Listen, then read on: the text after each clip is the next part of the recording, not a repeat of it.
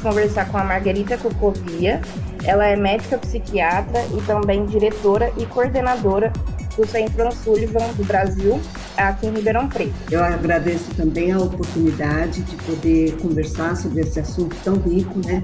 Carlinhos Caparelli, muito prazer, obrigado por você atender o nosso pedido. Eu fico muito feliz por isso. A gente vai falar com a presidenta, como ela gosta de ser chamada, da Casa da Mulher, a Adria, de Ribeirão Preto. Tudo bom, Adria? Boa tarde para todas vocês. Rádio Unaerp. Experimente.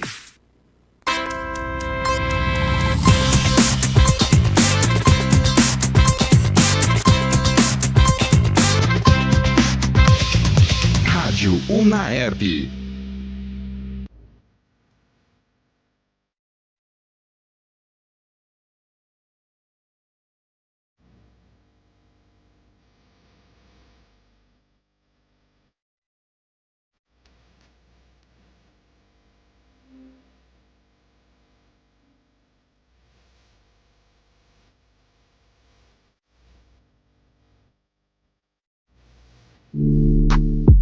Memória da Comunicação. A história viva da comunicação em Ribeirão Preto.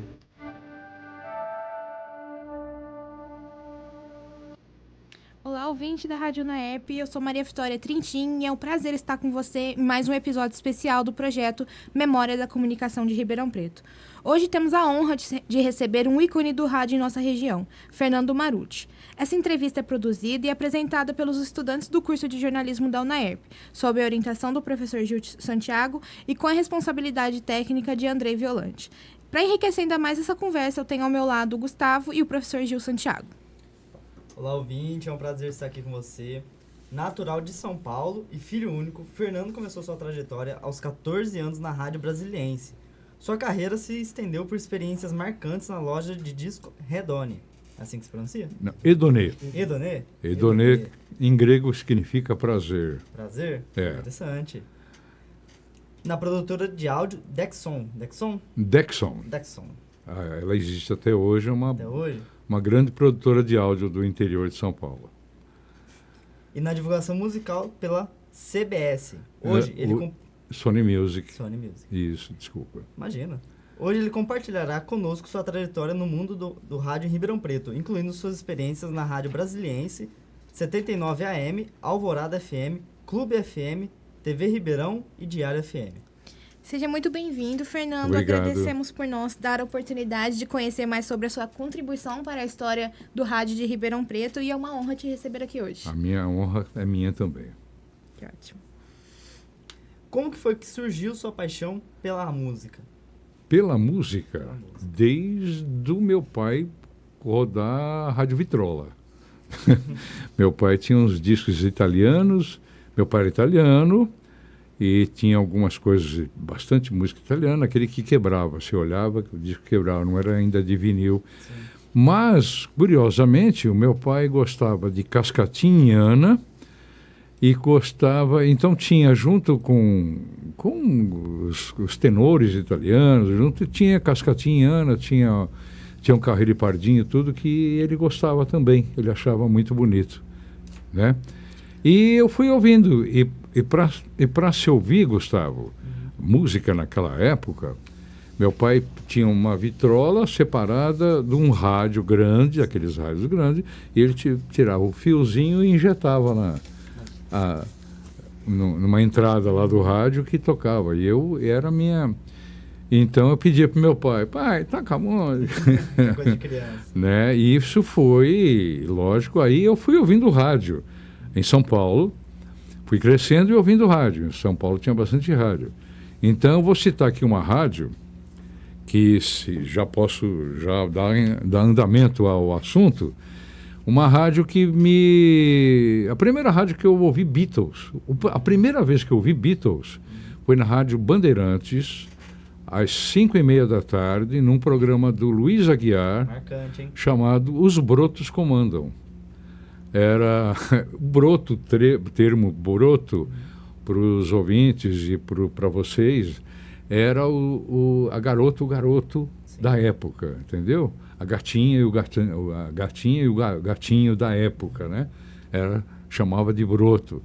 O programa era Os Brotos Comandam, era das 5h30 às 6 horas, das 17h30 às 18h, se eu não me engano. E, que eu me lembro, foi o primeiro lugar a tocar Beatles. Luiz Aguiar, que trabalhou em Ribeirão Preto agora recentemente, tem um certo vínculo já com em Ribeirão de amizades e tudo. E foi onde eu ouvi Love Me, Twist and Shout. Nossa, eu vibrava, né? E aí tinha outros programas de rádio, ouvindo rádio. A rádio que nunca faltou em São Paulo. AM, né? Sim. Nem se falava em FM ainda. Isso início da década de 60. E sobre sua experiência na loja de disco, de qual maneira essa fase influenciou seu desenvolvimento profissional e sua paixão pela música? Então, peraí. Então, vamos lá. Antes, como eu entrei em rádio, né? Eu estudava no Metodista, fazia o ginásio Metodista, 66, 7, 8 e 9. Em 68, logo no começo do ano letivo, eu peguei amizade com um dos meus melhores amigos, falecido hoje, infelizmente. Ele era filho do dono da Rádio Brasiliense. O seu Alvacir, chamava Alvacir Lopes Júnior. O seu Alvacir Lopes foi, durante muitos anos, inspetor da Rede Piratininga de Rádio. Era uma rede que tinha várias emissoras em São Paulo e no interior. E num acerto de contas, me parece que foi isso, ele recebeu a Rádio Brasiliense de Ribeirão Preto. Antes a Rádio Brasiliense existia, era na Tibiriçá, tudo bom. E eu peguei amizade com o Alvacir, meu colega, Lopes, o Júnior, e fui frequentando a rádio. Fui aflorando. E antes eu morava na Vila Tibério, eu tinha um amigo que mexia com rádio, o pai dele mexia com rádio amador, aí eu... Né? Uma coisa foi levando. Então eu não saía da Rádio Brasiliense vendo os caras operando, né?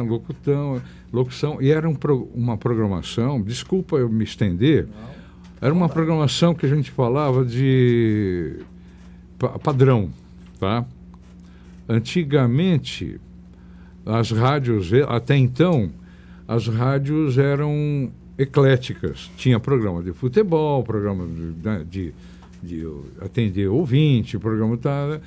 Mas aqui em Ribeirão e muitas cidades não tinha rádio padrão tipo Eldorado, São Paulo, JB no Rio de Janeiro, que eram músicas assim, JB 3 e 4. Aí entrava uma música, né? E tinha informativo, mas era uma locução mais impostada, mais séria, uma programação mais comportada, né? E o seu Alvacir veio implantar esse tipo de programação que foi a Brasiliense aqui em Ribeirão, 68. E eu comecei a frequentar tudo, aí a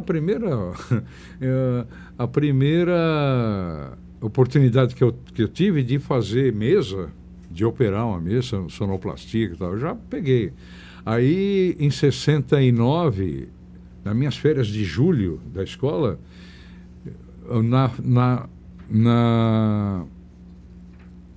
nas minhas férias de julho, em 69, eu fiz férias de um operador de som. Sim. E o detalhe, eu era menor, 13 para 14 anos. E quando eu caía no horário da noite, o meu pai e minha mãe iam me buscar a pé da Vila Tibério, na Saldanha Maringa. Ou seja, você entendeu? Era uma coisa assim bem romântica para você, né?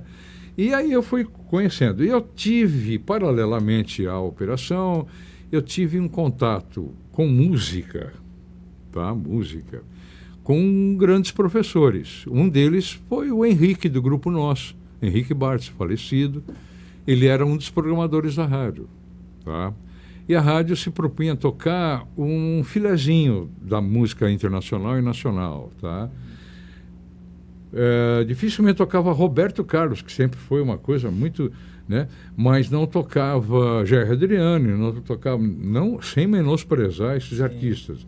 Era uma rádio que se propunha a tocar Elis Regina, Zimbo Trio, cantar as músicas brasileiras e as músicas internacionais, todas elas que faziam sucesso, Johnny Mathis, Beatles, né? Então eu tive um contato, fui conhecendo essa turma. E um cara que eu tive um grande, acho que o Gil lembra, Henrique Regis. Henrique Regis era um tremendo locutor, muito escolado, ele trabalhou em Brasília, na Rádio Brás, fez a Voz do Brasil, e veio por uns meses ser o coordenador dessa rádio. Então eu aprendi algumas coisas na vivência, na convivência com o Henrique Regis. E o Zé Geraldo Baldo também, que conhecia muita rádio, está nos Estados Unidos faz tempo, acho que não voltou, foi trabalhar num banco americano. Então, esse contato me possibilitou de eu me tornar de operador de áudio, que eu fazia férias e socorria nas folgas, de ser programa. Quando mudou de dono, o seu Vacir vendeu a rádio, voltou para São Paulo, e um outro, o Cid José Machado dos Santos, que veio de Lins, né? Que eles tinham rádio lá, tudo. E eu fui indicado para ser o programador musical. Então eu já tinha uma certa... E fui pegando mais gabarito, críticas, orientações e coisa e tal. Eu fui aprendendo. Mas eu tive uma outra oportunidade. Já vou emendar com a Edonê. 2 anos e meio depois, eu recebi uma proposta boa, porque, na época... Ribeirão não era importante, mas não era tão importante para a gravadora. As rádios tinham que comprar os discos em loja para tocar, tá? Isso mudou depois de alguns anos, que elas pediam, pelo amor de Deus, para tocar, as gravadoras, né? Paga promoção, né? Vamos supor, eu quero a promoção da rádio, vamos dar um carro. Chegou a acontecer isso em Ribeirão. A gente ouvia isso falar nos Estados Unidos, mas tudo bem, eu já estou... Mas eu que ia comprar os discos para a rádio brasileira tocar lá na Edonê, que tinha uma permuta e coisa e tal. Permuta, acho que vocês sabem o que é. E ao invés da Edonê, da loja, pagar em cruzeiros, na época... Ela dava em disco, né, trocava em discos e tal. E aí eu fui pegando amizade com os proprietários da loja, e eles me fizeram uma proposta muito boa. E eu fui porque achei interessante, eu estava começando. E lá eu tomei uma consciência maior de mercado musical, tá? Mercado musical. E o que eu entendia depois, eu fui entender por que era importante você, para a rádio também, tocar músicas conhecidas, músicas de sucesso, para você angariar ouvintes, para esse ouvinte dar um feedback lá no final, numa promoção, para pegar patrocínio. Sim. E tudo, e música... de todo quanto é tipo. Só que essa rádio, essa loja de disco, era a única loja que ficava aberta até as 22 horas, tá? Era uma loja de disco, uma discoteca que também era livraria, e ela vendia muitos livros técnicos de medicina, de advocacia, de coisa e tal. Você subia numa escadinha assim, tinha os livros técnicos. Então a convivência com todo esse mundo. À noite, você entrava, na calçada ali, era na esquina da General Osório com a Viscondinha Uma, a primeira Edonê. Depois de alguns anos, ela virou só livraria e ficou só na São Sebastião, mudou de dono, tudo. Mas era um ponto, né? Então tinha hippie na calçada, né? Hippie, e entrava médicos para comprar toda, já aproveitava, já comprava um disco do Richard Harris, comprava, entendeu? Então essa convivência, eu lembro quando o Gilberto Gil lançou detalhes assim, mas quando lançou um LP, que ele abriu, eu não lembro o nome do LP, não era Expresso 2222, eu sei que nós colocamos na prateleira, na vitrine do meio, que fazia esquina, as pessoas entravam lá para saber o que era aquilo e coisa e tal. E nós não tínhamos ainda o disco. A gravadora, a Polygram, não tinha entregado. Então a gente pegou o encomenda. Estou dando exemplos de o que era sucesso. Então, de música popular, de nacional, o que a gente pedia, tocava e vendia, tocava no ar, assim, lá no som ambiente. Tinha uma caixa para General Osório, outra caixa para Viscondinha uma. A gente tocava, a gente comprava e vendia. Era Roberto Carlos, Martinho da Vila e Paulinho da Viola. Os populares. O resto era rock, era, sabe? E os internacionais, Led Zeppelin. Oi, fala. Nessa época já tinha aqueles discos de novela, com Tinha. trilha sonora de filme. Isso também fazia muito sucesso na época? Claro, fazia, principalmente novela que começou a Som Livre. A Globo lançou esse selo, Som Livre. Na realidade, a primeira novela a ter trilha sonora vendável, só que era separado, foi em 68 com a Tupi, no Beto Rockefeller. Né? Essa novela, ela é muito marcante por conta que foi a primeira novela a fazer merchandising. Tá lá você, atriz, o Gustavo é o par romântico.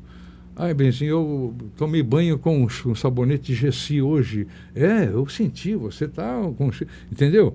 Isso era... fazia parte... Era um merchandising, né? Foi a primeira novela a fazer merchandising. A primeira novela, antes tocavam música de fundo. Só que, por exemplo, Sentado à Beira do Caminho, acho que vocês dois conhecem do Erasmo. Conhece? Sentado à Beira do Caminho, Erasmo Carlos. Mas eu conheço o Erasmo Carlos. Se vocês ouvirem, essa música foi um estouro em 68, porque era o Beto Rockefeller que tinha terminado, brigado com a namorada, e a primeira vez que tocou, ele andando assim muito, né, muito desanimado, muito triste, e essa música começou a tocar, e aí foi uma catarse. E na hora de pedir, o pessoal ligava falando, toca aquela do tema... veja bem, eu não estava em rádio ainda. Fernando, vou falar em rádio, só para contextualizar, trazer... Desculpa, eu tô... Não, esse início seu, na Brasiliense, ocorreu em que ano? Você lembra? 69.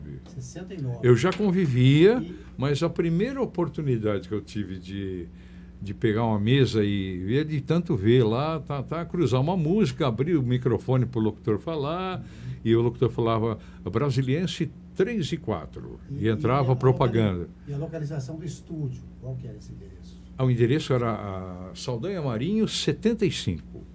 Saldanha Marinho 75, do lado da Lojas do Baú da Felicidade. E você lembra quem eram os diretores da época, os funcionários? Sim, claro. Então vamos lá. Diretor comercial, vamos ver, o diretor comercial, o Joel de Oliveira era um dos contatos, era o próprio dono, se eu não me engano, o Francisco Neri, que eu acho que o Gil conhece, que depois foi dono de agência e coisa e tal. Esse, parte comercial, tinha mais. Parte técnica, o José de Ávila, falecido também, pai de um engenheiro que hoje é engenheiro das rádios Mega, do grupo Mega, Diário, Mega e Conquista. É engenheiro, representa uma empresa americana e tal. O filho dele, o pai dele era o Pepe Ávila, o Pepe chama de Pepe José, era José Ávila, que dava manutenção nos equipamentos aqui na rádio e no transmissor, tá? Só um detalhezinho. Esse que é engenheiro hoje, das 3 emissoras, ele representa uma empresa de São Paulo, ele começou como office boy da rádio. Ele ia fazer cobrança, ia nos bancos de bicicleta. Tá? E fez faculdade, né? Então, é um exemplo para todos. Aí o Avilinha é José Mauro de Ávila. Ele esteve aqui. Não, eu sei que ele teve, que ele me falou.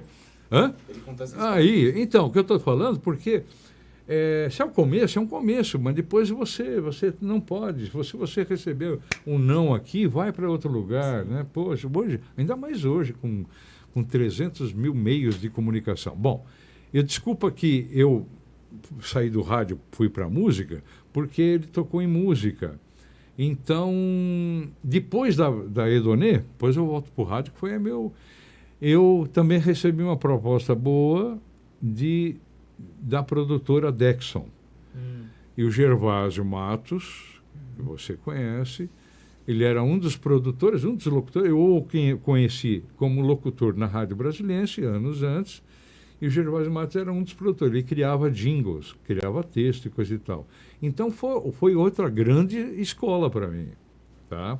O rádio, as gravadoras de loja de disco e a Dexon, que é uma produtora de áudio que gravava para muitas cidades, não é só para Ribeirão. Natal, Rio Grande do Norte, é uma porção de... Por conta que era um preço um pouquinho mais barato, com uma qualidade mais ou menos do que São Paulo e Rio. Tá? E então tive grandes escolas, aprendi muito. Tá? E depois eu voltei para 79. Isso já foi de 75 para 76. Na 79, eu fui, lógico, sempre almejando ganhar mais, aprender, coisa e tal, mas sempre a questão de sobrevivência era muito importante, porque meu pai era marceneiro, a minha mãe dona de casa, então eu tinha que... E a 79 era uma empresa, uma rádio AM, que transmitia eclética, que transmitia futebol, tinha programa de polícia e coisa e tal. Desculpa.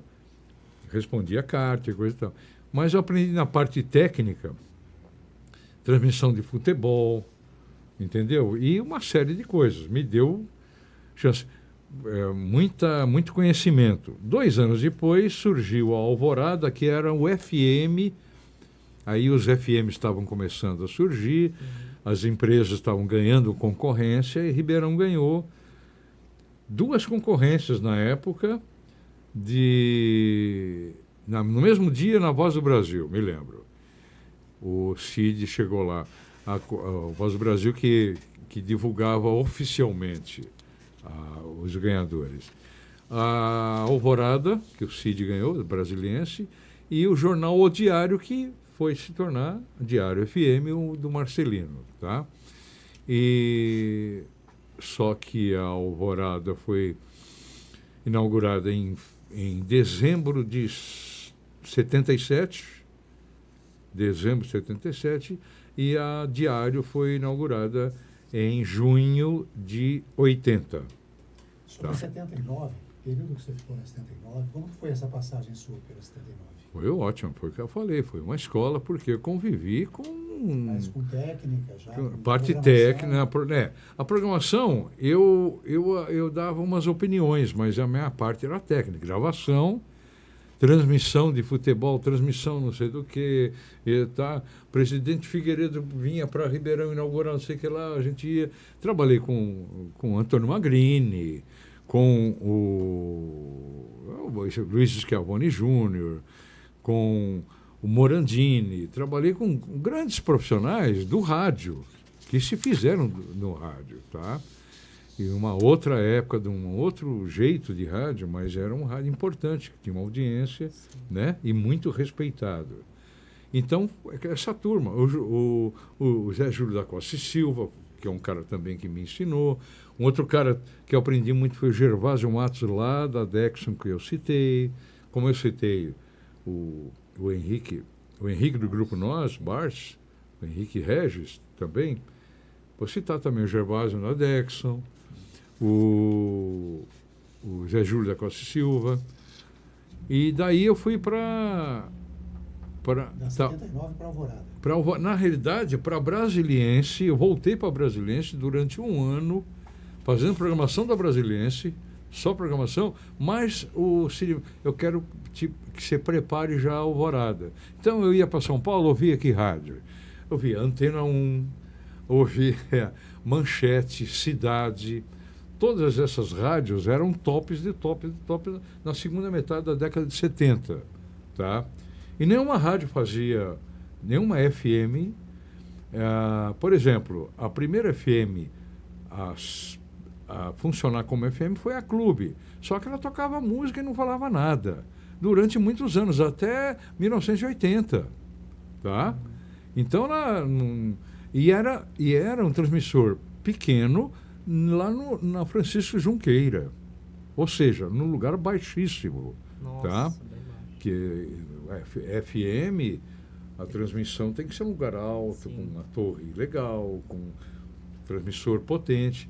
Então, eu lembro que na região toda ouvia-se FM Alvorada de Ribeirão e a Libertas de Poços de Calda. Olha só, Poços de Calda, mas era alto, tá?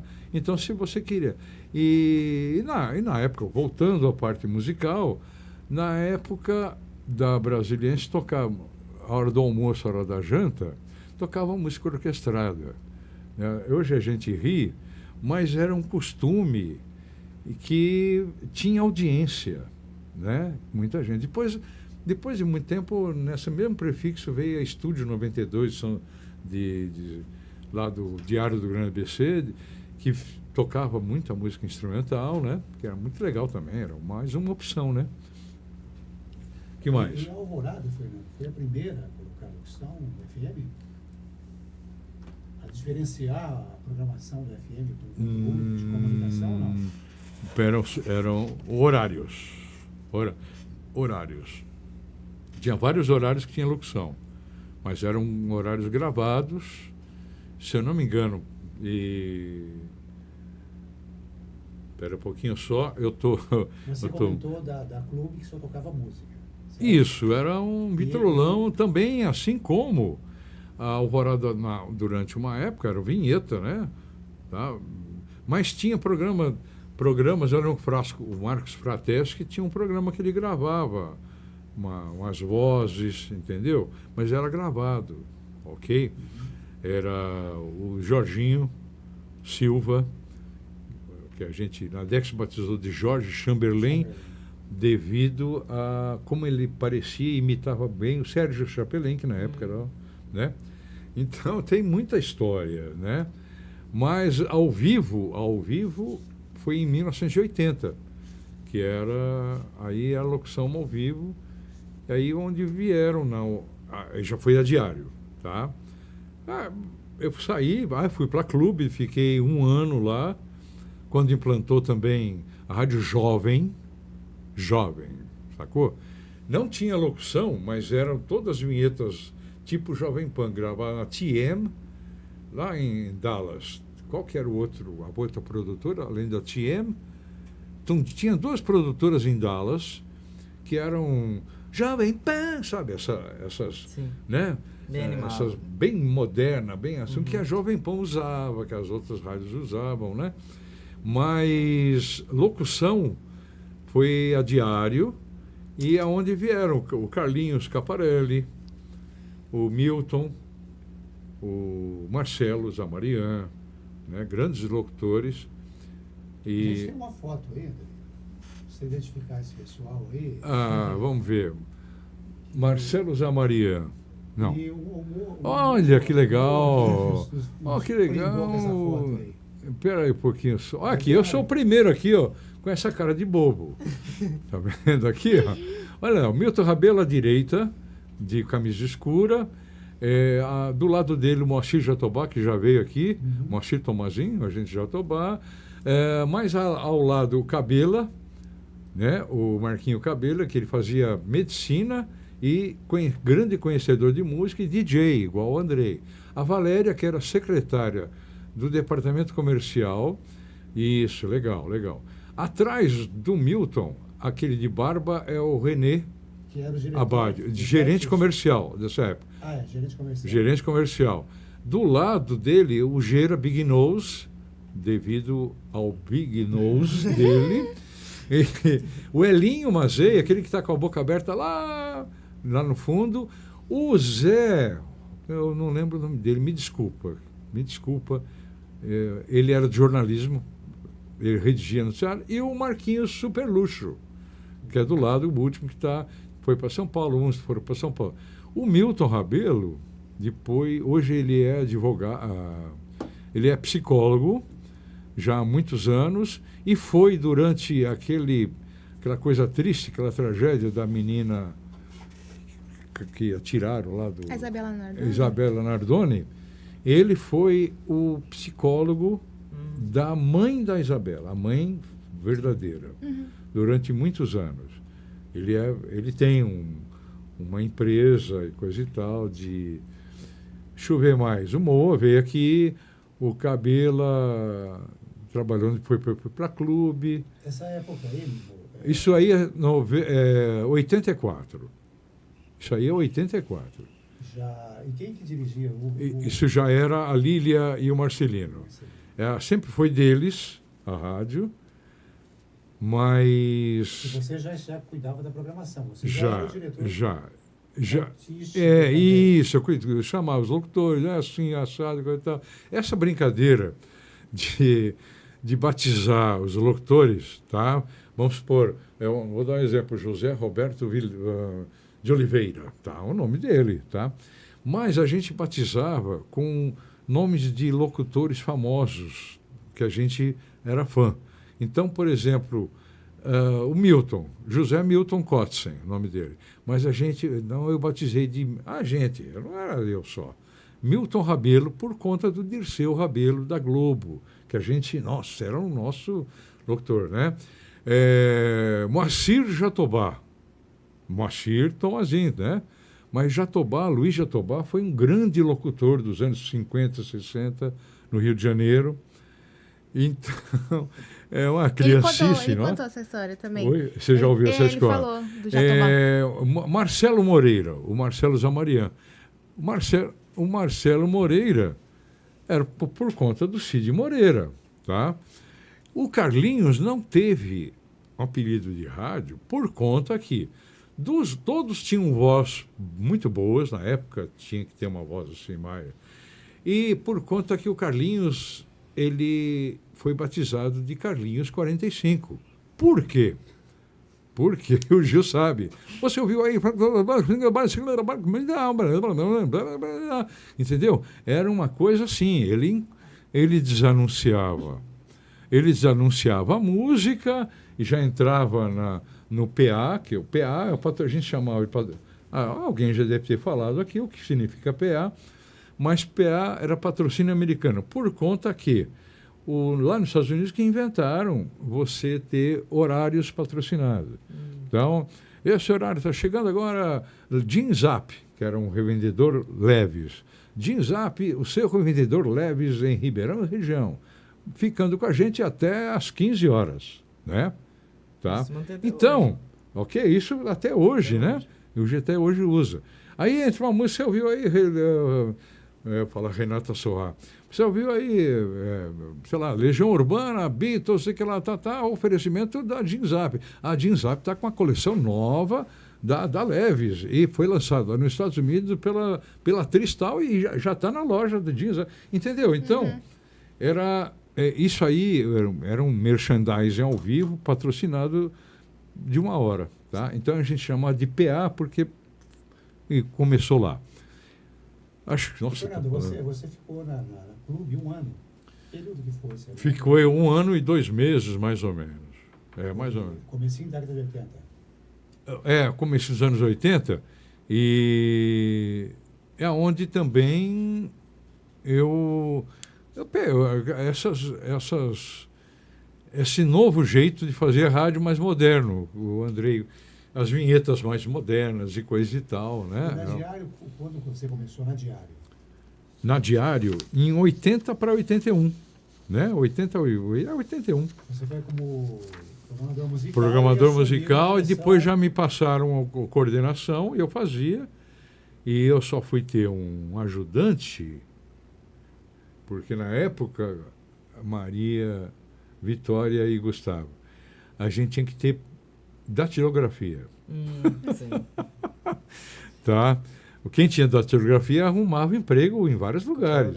Inclusive lá, eu tenho um amigo nosso, que hoje é meu amigo e irmão, o Boca, Andrezinho Boca. Boca porque... Não vou falar porque Boca, vocês imaginam. O Boca foi divulgador, ele trabalhou na difusora, como programador, e depois ele foi divulgador da Warner, tá? Da Abril Music, coisa e tal, e a gente amigo para Chu, trabalhamos juntos. Ele entrou lá como guardinha.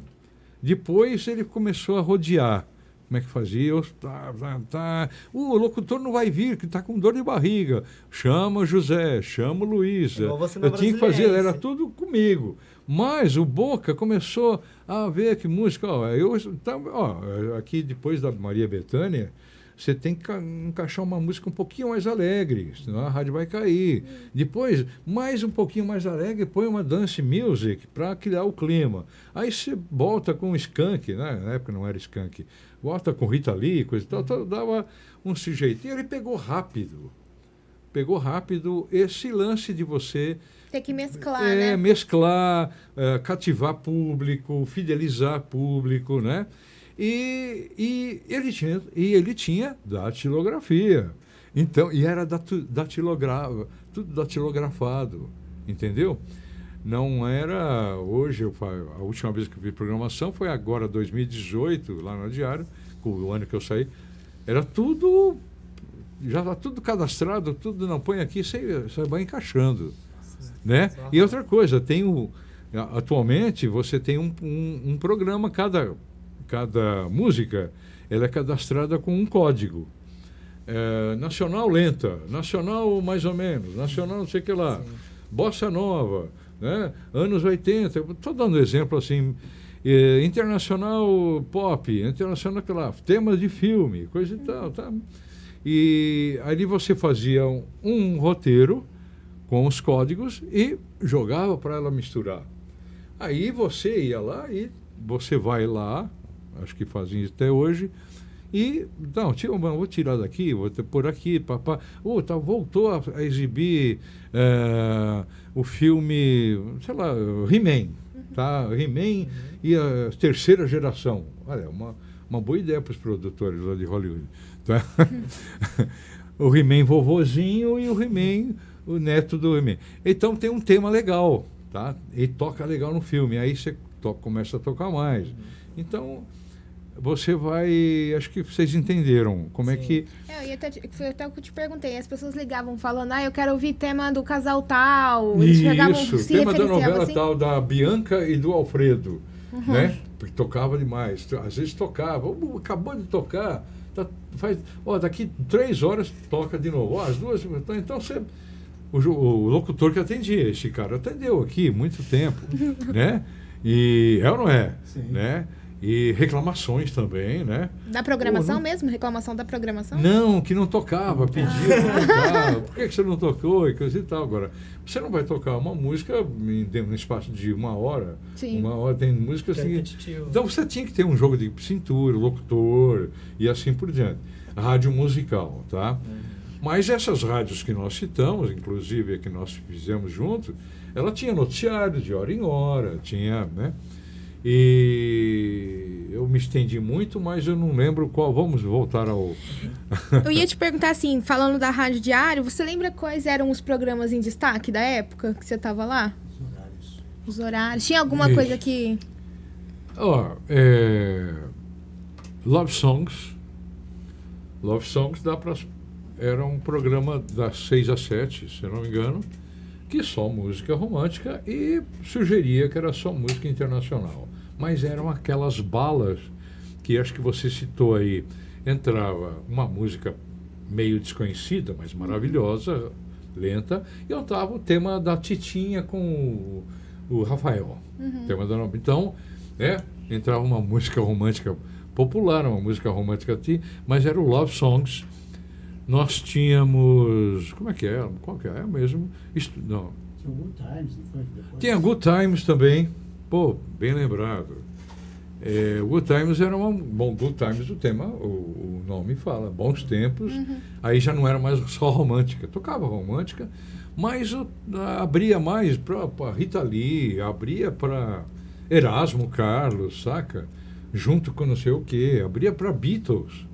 Né? Como aí vinha para... A gente determinava... Desculpa. Eu determinava sempre 10 anos para trás. Aí, aquele programa que ficou famoso, que até não sei se fazem hoje, gente, cabeça tá... Isso é normal. Das 18 às 20. Era uma espécie de Good Times. Na diário agora, até há pouco tempo. Quem?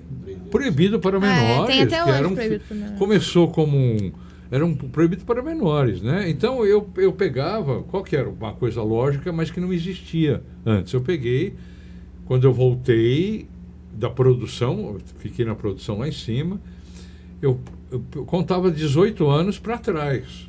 Então, músicas de 18 anos para cá, eu não tocava no programa. Pô, uma coisa lógica, né? Então, a gente tocava só. E a cabeça da programação, que é a primeira música, né? Nós tínhamos uma historinha, tá? Uma historinha, esse Proibido para Menores era legal, porque contava um pouco da história. Lembra um pouco a Alfa hoje. A Alfa tem umas histórias legais, muito legal, que eu acho que é pertinente ao rádio moderno, ao rádio musical. Por quê? Pô, grande coisa, eu vou ouvir Coldplay. Maravilhosa, pô, os caras são bons. Mas quem são eles? Quem que é né? Pô, o cara é casado com a Gwyneth Paltrow, meu. É uma curiosidade. Mas eles são o quê? Ingleses, americanos, coisa e tal. Então, sempre é legal você ter uma história, tá? Tema do filme é um background, pô, todos têm, né? É a história do álbum também, né? Como isso, do álbum que alcançou, Uhum. é o álbum mais vendido. Você vai tocar uma música, vou dar um exemplo, Time do Pink Floyd. Tá? Ela está no álbum considerado um dos 3 álbuns mais vendidos do mundo. E deixa tá? a transmissão mais dinâmica também, não fica aquela coisa repetitiva, entra música, sai música. Deixa uma transmissão mais dinâmica. Exato. Não fica aquela coisa, entra música, e outra sai coisa, música. E dá mais jogo de cintura para o locutor, que está acostumado a... Né, uma coisa assim. E nós temos histórias de tipo assim, nós temos uma construtora em Ribeirão que ia lançar um prédio lá no alto da Fiuza, chamado, por exemplo, Londres. É um lugar que tem Miami, tem um prédio chamado qual que é? Chama Munique, tem Madrid, coisa e tal. E nessa temporada, esses 3 meses, estava lançando eram 2 meses um prédio chamado Londres, tá? E o marketing deles acertou com a rádio, perguntou se eles eram ouvintes e os clientes de potencial dessa construtora, dessa incorporadora, eram ouvintes da Diário. E ouviam e gostavam do Proibido para Menores, tá? Se tinha jeito de fazer alguma coisa contando sobre Londres, tá? Para ir finalizar e coisa e tal. Então foram 2 meses contando a história dos Beatles quando chegaram. Isso tudo num prazo. Então era o primeiro do bloco, tá? Beatles, né, começaram em Liverpool, mas a primeira gravação oficial, né, a Decca pela EMI, foi em Londres, no estúdio tal, coisa e tal. Depois virou Abbey Road, coisa e tal. Então, eu criava os textos e falava de Londres. Aí entrava o Londres, vem aí Londres, o edifício, tal. E tocava a música depois, tocava o comercial depois da música dos Beatles, tá? E assim por diante, tudo que era Londres. E foi um sucesso legal. Então, o rádio, ele tem que se reinventar sempre. Sim. Ser comunicativo, ser agradável, ser simpático e ser agradável principalmente, tá? Eu não sei se cabe uma história aí, mas você citou... Cabe várias. Você citou a rádio, a gente batiza, quando não tem locução, de Rádio Vitrola. Tá? Toca a vinheta, né? Sei lá, Jovem Pan, aí entra uma música da Rita Lee. Jovem Pan, aí entra uma outra música internacional. Tudo bem, tá? Mas o locutor que fala, você ouviu aí Rita Lee, coisa e tal, e depois você ouviu, o cara inclui algumas coisas, é legal, quem está ouvindo isso, coisa e tal, e fideliza mais a rádio, o horário. Nós, em 2015, agora, há pouco tempo, há 9 anos atrás, nós ganhamos os coordenadores das rádios. Diário, que sou eu, que era eu, da Conquista, que era o Matos, Osmar de Matos, o Caco, da Mega, o gerente comercial da empresa, o Elcio, e nós ganhamos uma viagem para os Estados Unidos, junto, para permanecer uma semana lá, curtindo a NAB. A NAB é uma feira anual que tem em Las Vegas, de broadcasting, tudo que é novidade, coisa e tal, mundial, tá? E vai pessoas, rádios, o mundo inteiro, coisa e tal, tudo. Desculpa,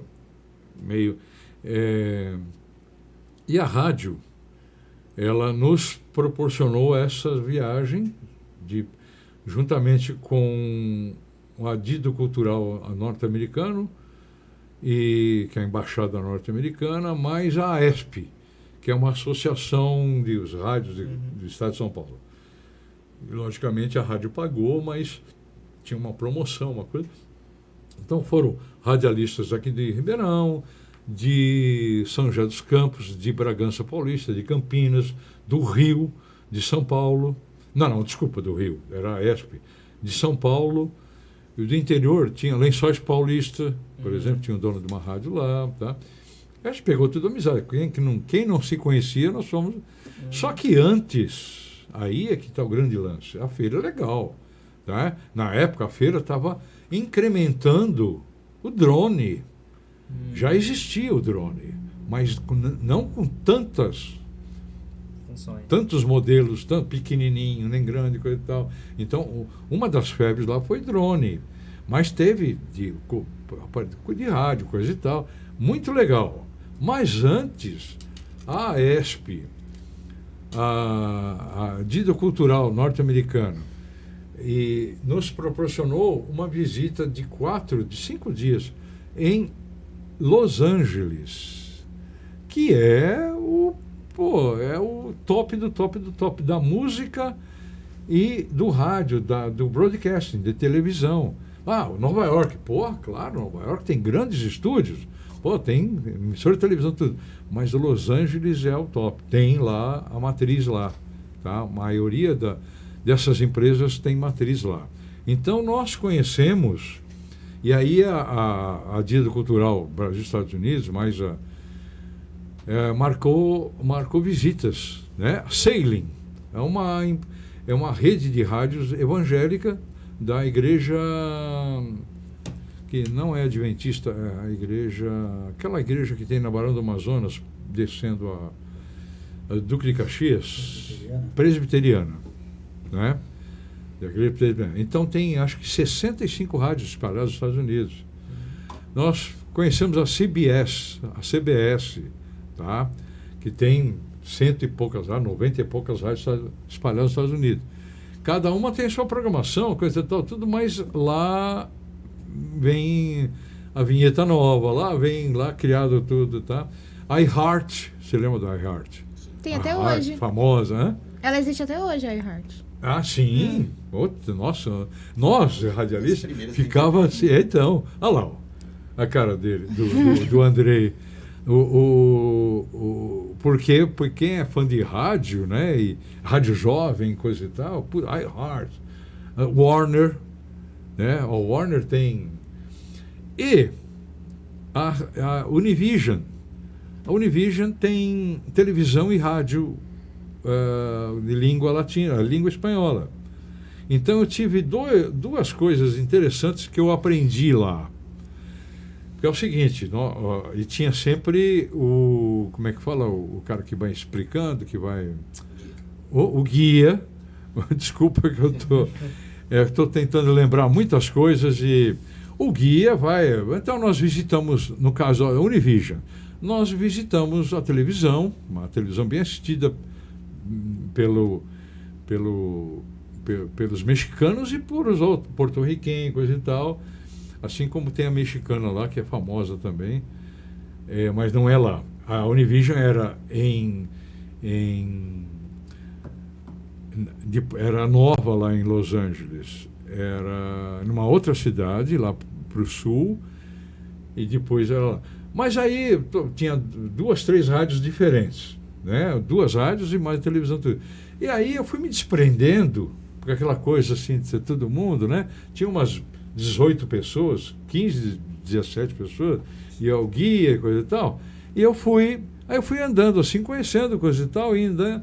Aí eu parei num corredor que tinha uma porta com um aquário, tá? Uma janelinha com aquário, eu vi 2 moças, um rádio, tudo isso aqui, todas essas girafas todas aqui com microfone e coisa e tal, falando e coisa e tal, eu pus a cara no aquário. Aí elas me chamaram, tá? Aí eu entrei sozinho, né, falando em espanhol. Aquela rádio, me apresentei, falei que era de uma cidade do Brasil, Ribeirão Preto, estado de São Paulo e coisa e tal, falando portunhol, sei lá. E elas também deram boas-vindas e coisa e tal. Aquela rádio é especial para dar suporte para os latinos que chegam nos Estados Unidos, tá? Suporte médico de como é que você faz um passaporte, como é que você tira uma vacina, como é que você vai, entendeu?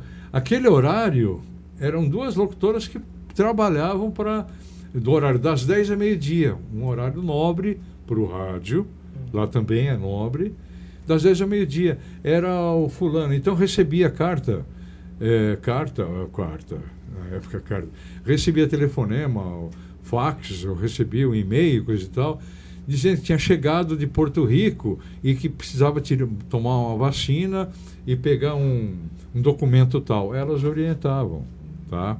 Então, pro ouvinte latino, tá? Eu achei maravilhoso, tá?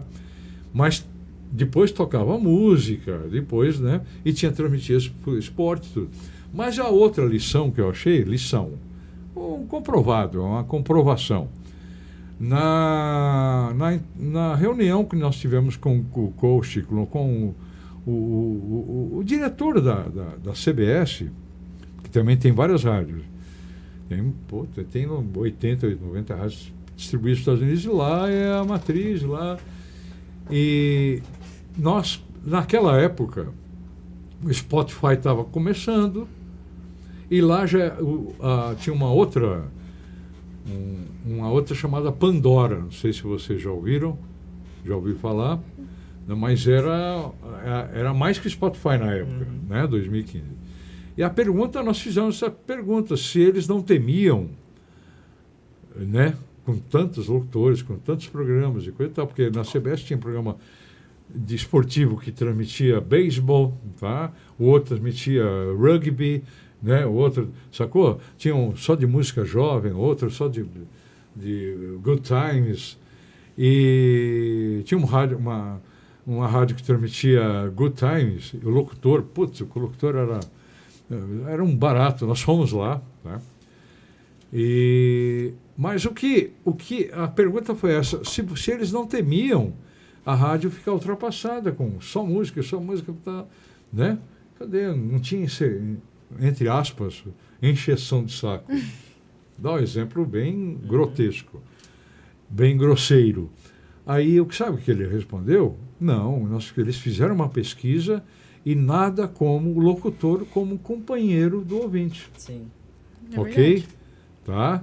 Tocava a música que ele gostava, tocava coisa e tal, mas uma hora certa, um olá, um boa tarde, uma notícia, uma nota e uma dica era super importante lá também, em Los Angeles e nos Estados Unidos inteiro.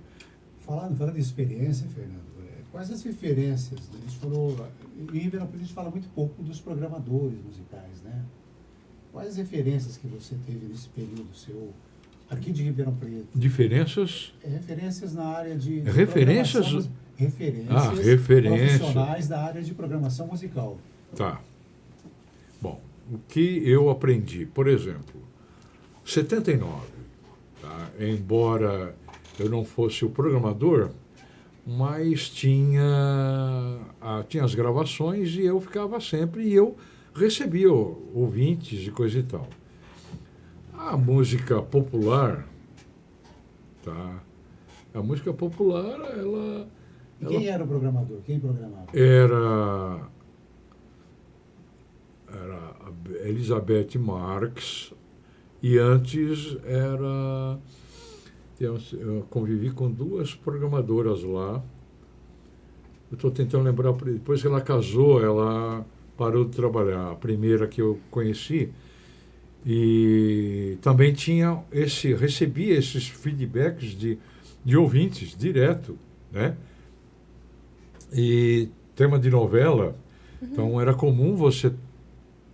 Estou dando Evaldo Braga com B.J. Thomas. E quando você foi para clube, o que programava naquela época? Na época... Na sua ida da Alvorada. Isso. Eu acho, estou tentando lembrar. Eu sei que depois foi o Marquinho Moura. Sim. Mas antes, eu não me lembro, grande. Depois veio os locutores, né? Isso, aí o Cabelo já foi uma outra época. O Cabela, mas o Cabela antes da Clube, ele trabalhou na Diário conosco. Sim. Tá? Assim como o Boca. Sim. Né? O Boca, antes de ir para a Difusora, trabalhou na Diário, depois na Clube, depois na Difusora. Depois foi para Warner, para a gravadora. Eu não lembro, eu acho que o próprio locutor fazia alguma coisa assim. Tá? Mas quando a atual direção da Clube adquiriu a Clube, tá? Começou a tomar rumo, ok? Então começou, não só... A locução veio depois, um pouco depois, mas a programação musical estava começando a tomar uma linha, né? Eu lembro que tinha alguém, eles vão lembrar, mas vocês lembram Mr. Sam. Mr. Sam era um argentino, DJ, porque na realidade o DJ aqui é o cara que mixa, que toca uma festa, mas é o disc jockey, que é o cara, esse nome surgiu lá, é o cara que conta a história da música, manda um abraço para Maria, pro Gustavo e coisa e tal. Esse é o DJ, é o disc jockey, tá? Que dá uma opinião de música, principalmente isso. Essa música aqui é interessante, mas é bem parecida com a música do LP anterior. Ô, José, ô, Erasmo Carlos, pô, vamos... Estou dando um exemplo assim, bem cru, mas depois que virou DJ aqui, é o cara que faz a mixagem, que anima a festa, que comanda uma noite, coisa e tal, principalmente na mica, que é a mixagem que a gente chama. Mas, desculpa, a sua pergunta... É porque nós falamos muito pouco sobre programadores musicais. Né? Sei. Você é um dos grandes programadores que marca a geração FM. Sei. Né? Eu antes de, paralelamente, e antes de rádio, eu tive uma formação musical por conta própria. Então, por exemplo, enquanto eu curtia Led Zeppelin, Immigrant Song, que é uma música para mim que é referência. Conhece Immigrant Song? Conheço. Aquela grito do Roberto Pulente, aquilo lá.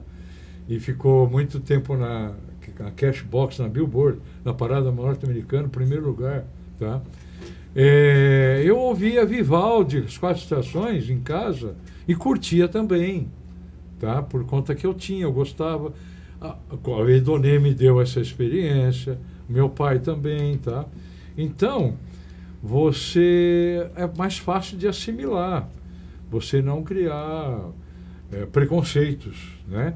E eu passei a não criar preconceitos na 79, porque era uma rádio que agradava muita gente não tinha acesso a certas músicas, naturalmente, há anos, na casa, quando ele foi criado, na cidade, entendeu? Então, e isso era questão de mercado, as gravadoras sabiam, investiam nisso. Então, você tem que dirigir. Então, quando você falou da Clube, ela pegou um direcionamento a partir da atual, que já está fazendo já 42 anos, direção. Tá? Fernando, em 87, quando você trabalhava na Rádio Diário, você também começou a trabalhar na TV Ribeirão. Isso. Como que foi essa experiência de transitar do rádio para a TV? O que você notou de diferença? Muito legal. Outra escolaça, outra escola maravilhosa. Eu sempre achei televisão, todo mundo, né? Quem não, né? E na época, em 1980, quando a IPTV, TV Ribeirão, na época foi montada, alguns radialistas, operadores que tal, foram contratados para trabalhar lá. Tá? Na parte técnica mesmo. Parte técnica, coisa e tal. Mas nós tivemos, por exemplo, o Jorge Chamberlain. Jorge Chamberlain, eu uso o Chamberlain porque eu já falei aqui, ele imitava muito bem, perfeitamente, o Sérgio Chapelain na época, que era uma referência. O Jorge Silva era locutor da Rádio Alvorada, e foi um dos primeiros apresentadores, e foi o primeiro apresentador negro a apresentar o jornal em Ribeirão Preto e região. Tá? Eu estou dizendo isso porque até então não tinha. Sei lá, se a gente, deveras, nós tivéssemos outros antes, mas existia uma certa... Né? E o Jorginho, durante muito tempo, apresentou o EPTV lá, o jornal do EPTV. Sim. E tinha a outra... Nós tivemos outro no começo, Gil. Você não estava aqui em Ribeirão ainda, né? Mas você é de Ribeirão? Né, André? Você lembra do começo da IPTV? Eu não lembro porque... então, ele é novinho, ele estava no grupo escolar ainda, o André. Aí, estou dando exemplo do Jorge por conta que ele era do rádio e se deu muito bem na televisão. Né? Ele é um locutor e depois apresentador. E a referência que eu fiz negro, porque foi muito bem, e eu não sei se ele abriu portas ou não, mas existia um certo preconceito, não sei se velado ou não, nunca fui da direção de nenhuma empresa televisiva, eu era funcionário, mas já funcionário depois de 7 anos de inauguração, 7, 8 anos, tá? Uhum. Eu fui para um departamento de programação, mas não era de programação musical, como era de programação mesmo. Os programas da Globo, a IPTV produzia alguns locais, como Terra da Gente, coisa e tal, mas me deu uma outra noção de rede, porque Ribeirão está atrelado à Rede Globo de São Paulo, e Rio de Janeiro, que era satélite, e tinha satélite e a rota terrestre, que é micro-ondas, né? Paulista, Pico de Jaraguá, Valinhos, né? Era tudo micro-ondas, recebia, mandava tudo, e paralelamente o satélite. E a seriedade de um espaço de 30 segundos, numa emissora que é rede. E ela, no caso, ela se prontificava a representar Ribeirão Preto e região, a vender no espaço comercial os produtos da nossa região aqui, os comerciais, os anunciantes. Então, aprendi muito. Uhum. Por exemplo, vou dar um exemplo. A Globo teve algumas concorrências fortes na minha época, eu vou lembrar da minha época, tá? Do exemplo, a praça é nossa, acho que quando era sábado, então a gente vivia cortando break. O break era de 3 minutos e meio, ia para 2, porque voltava o programa. Globo Repórter disputando audiência com a novela Pantanal. Tá? Aliás, não era Globo Repórter só, tá? Era a programação das 21 que vivia, porque Pantanal teve uma grande audiência na Manchete, a extinta Manchete. E isso fazia com que você reduzisse o horário, o espaço comercial dos seus anunciantes nossos de Ribeirão Preto e região, mas depois teria que compensar. Depois tinha que compensar, passar relatório e coisa e tal. Então, eu aprendi muito. E outras coisas, eu fiz curso na Globo de São Paulo, estágio, e então eu aprendi muito. Nessa questão de todas essas experiências, tem algum momento que você acha que foi o mais marcante da sua carreira? Algum momento muito especial que você olha para trás e... Olho para trás e... que assim, é um momento assim que marcou a sua carreira, que foi um momento especial, uma história que você tem relacionada ao rádio que significou muito para você. No caso aqui nós estamos falando de rádio, mas a minha passagem pela EPTV foi legal. Aprendi muito. Só que, durante um tempo, depois eu fui promovido a supervisor. E eu tinha um horário mais elástico. Aí foi quando me ofereceram metade ou parte da programação da Diário para fazer paralelamente. E a Diário se sujeitava a meus horários loucos da TV, né? Então eu ia às 6h30 da manhã lá para Diário, fazia uma parte até Terta-Pampa, eu ia para trabalhar para a IPTV. Saía de lá, voltava para Diário terminar alguma coisa. Foi quando me ofereceram o que eu ganhava na IPTV e o que eu ganhava de bico na Diário para ir direto, para ficar só na Diário. Eu não pensei 2 vezes. Essa entendeu? foi a sua última passagem pela Diário, é isso mais recente? Não foi a mais recente, porque eu saí ainda, fui para Jovem Pan, lá para, né? Depois eu voltei. Mas foi uma passagem de 8, 9 anos, tá? Mas eu além de eu fazer aquilo que eu mais gostava, tá? Mais me identificava, eu estava ganhando a mesma coisa que eu estava ganhando, trabalhando muito, tá? E fazendo aquilo que eu gosto, tá? Então, talvez esse foi quando o Gil eu já conhecia. Quando ele me abandonou, tá? Foi fazer pós-especialização do curso dele para Bauru, né? Unesp. E estou brincando porque foi bom para ele. Aí fui atrás de outro locutor, mais ou menos no mesma qualidade. Esse mais ou menos porque quando era menos, ele não punha no ar ainda, né, Gil? Até o cara ficar mais ou menos, ou o cara ficar mais, ele trabalhava de madrugada, dando a hora certa, abrindo o microfone, falando, perdendo o medo do microfone. Depois de algumas 2 semanas, aí a gente deixava ele sozinho, assumia o horário. Aí eu falava, não, faz assim, faz assado, fala assim, coisa e tal. Então, tudo isso é legal. Agora, o que era mais legal eram as promoções, por exemplo, uma das coisas da rádio, que no aniversário de 35 anos da Diário, a gente conversando ali, eu com 2, 3 locutores, a menina que era a nossa secretária do locutor, e tal, o que nós vamos fazer? Eu tinha acabado de chegar dos Estados Unidos.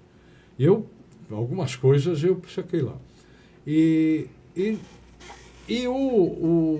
Estava acabando, mas ainda existia, o físico, a música física, que hoje não existe, né?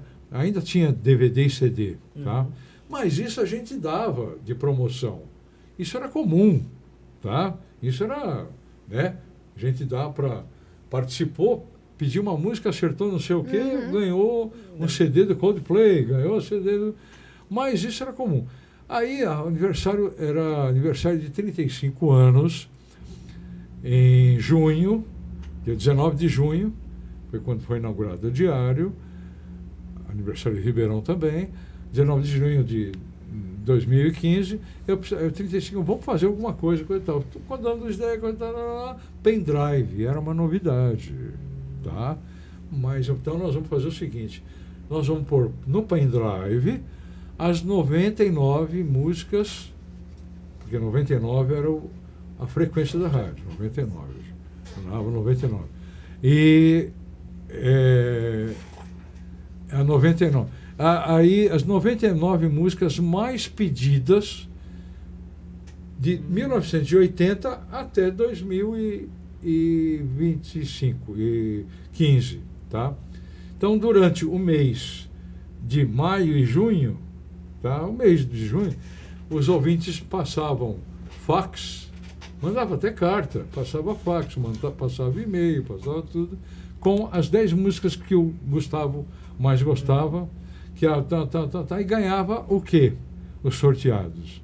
A programação era feita em cima das 99 músicas mais votadas e a programação ganhava outros prêmios. Sim. Nós tivemos som, aparelho de som, tudo. Mas a gente sorteava os pendrives e isso foi hiper gratificante. Então, essa história de rádio, da rádio que você trabalha, você colocar no carro do ouvinte, no rádio do ouvinte, na casa do ouvinte, isso é uma coisa maravilhosa, né? Sim. E assim, desculpa, está terminando, e assim o rádio vem desde lá do começo, tá? Marconi, sei lá, Roquete Pinto, e nós temos 1000 exemplos, acho que vocês sabem disso, que o rádio era fiel, sempre teve e nunca vai perder um público fiel. Verdade. Bom, o episódio de hoje do projeto Memória da Comunicação fica por aqui. O projeto é coordenado pelo professor Geraldo José Santiago, na operação de áudio Andrei Violante. Agradecemos a presença do nosso querido Fernando Marucci, que contribuiu ativamente para este projeto, que visa contar, reviver e preservar a história e o marco de 100 anos de rádio em Ribeirão Preto. Muito obrigada, Fernando, pela participação. Foi muito bom te receber aqui. Foi um prazer. Obrigada também a você, nosso ouvinte, por nos acompanhar nessa linda trajetória. O projeto Memória da Comunicação de Ribeirão Preto está disponível no canal do YouTube da Rádio UNAERP, onde você encontrará outras entrevistas interessantes. Eu sou a Maria Vitória e agora me despeço de você, caro ouvinte. Até breve. Muito feliz, Fernando, de receber aqui, viu? Muito feliz mesmo. Obrigado. E se disponibilizar esse tempo, compartilhar com a gente essas experiências. Obrigado, mas nossa, foi... Eu rever o Andrei, que são meus amigos, né? Ex-colegas e amigos, né? Isso que é mais legal. E conhecer a Maria, e conhecer o Gustavo, a Manu. A Manu que hoje está com febre. Então, ela queria muito ter participado. Tadinha, ela estava com febre, estava com garganta doendo, mas é muito legal. E a gente, o que vocês precisarem, independente de ser uma coisa assim, mas o que vocês precisarem de, sei lá, de dados, de referências, eu estou à disposição com o maior prazer. Foi Obrigada, muito legal. Fernando. Muito bom. Você acompanhou mais uma transmissão da Rádio UNAERP. Audiovisual, Andrei Violante. Assistência, Leonardo Rabelo e Gustavo Arsêncio. Coordenação, Gil Santiago. A Rádio